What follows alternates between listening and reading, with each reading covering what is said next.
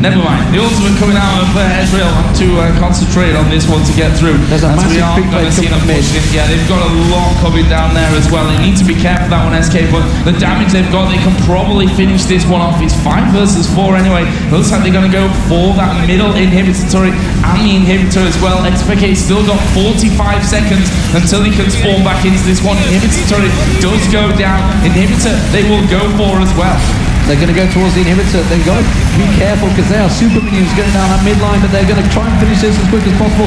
They may well lose the Nexus to it for it. We'll see how that one works out. But super minions are starting to spawn down there. It's going to be the third inhibitor in the game. Cyanide is going to get caught out. The one just bounced left, right. He just avoided that. Ocelot finally finished him out. Someone tries to come around, but leaps out of it again. They do manage to pick up 1 kill. Can they get a second? Can they get a third? Strike towards it. Soaz on towards Hercubot. He's going to have his jump back available in a moment as soon as he catches back in there. Can he chase down Hercubot? Meanwhile, in the mid, we've also got Yellowstar pushing through. He's not going to chase this one through, and they're going to back off.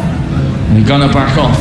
2 men down for Fnatic. That's the AD carry and the AP carry. We've got Cyanide, the only one down here. That's Rammus. That means surely Fnatic have got that big advantage and they're going to push it. We've got Kha'Zix leaping over the top of the wall. They are going to be going for this one. We're 55 minutes almost into this one. Yellowstar hammering away on those creeps, and Rated and Soaz. We're going to have Xpeke coming in from the backside as well. There are the siege minions taken out. Are they going to go for the inhibitor or are they going to go straight through? 26 seconds for Ocelot, 20 seconds for Candy Panda. They are going to be going for this one. It's Yellowstar hammering away. Xpeke is there as well. There is the first Nexus turret taken down. Second one's going to be focused. Can they finish off the Nexus? This is close stuff. 8 seconds for Candy Panda. They're going to focus in towards Yellowstar. Kevin going low. Big fight kicking out. Silence coming in there as well. And Rayton will go down to Kevin. So that's going to be the focus here as well. Yellowstar has to back away. Xpeke taking damage all over the place. Probably Gailey's going to land.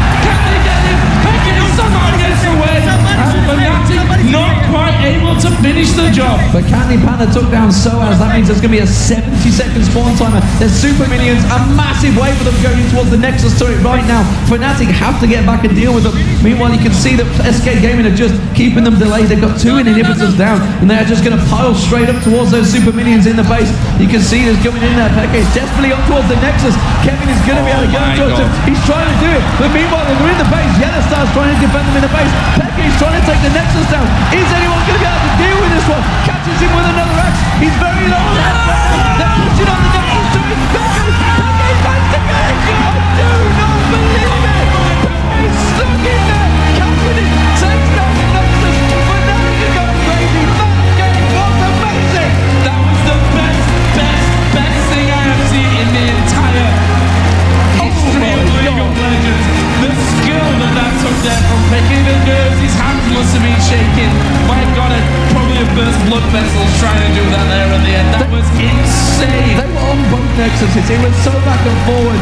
What a crazy game. You got to take your hats off to these 2 teams. They really put everything into that match. SKGaming, of course, coming into this one, they wanted to give everything. Fnatic saying they were only going to give 50%. I think they gave a lot more than that in that game. 50%, if that's 50%, season 3, Fnatic are going to destroy everyone with blindfolds on. That was pretty insane stuff. SK, you can see on their faces there, every single one of them going to be disappointed with that one. They had it in their hands. They were pushing those inhibitor turrets. I wouldn't say that it was a clear-cut 100% win for them. But Joe, how good is this? How good is this? This is going to happen every week.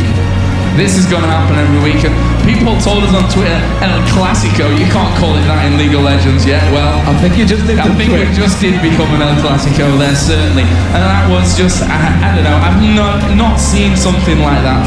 I don't think ever. Honestly, that was absolutely insane. Attention, because they knew if Pekka had died and he was 1 hit away from death, they would have lost because Candy Panda was on their base. The Nexus turrets were going down. There was a massive wave of super minions. That game was lost within 10 seconds either way.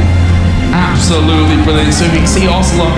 We know him as one of the most emotional men in League of Legends, and to lose like that, I think he'd rather have been wiped over in 20 minutes than spend 56 minutes and 10 seconds for the game to end like that. Amazing micro work by Xpeke there at the end with Kassadin jumping side to side.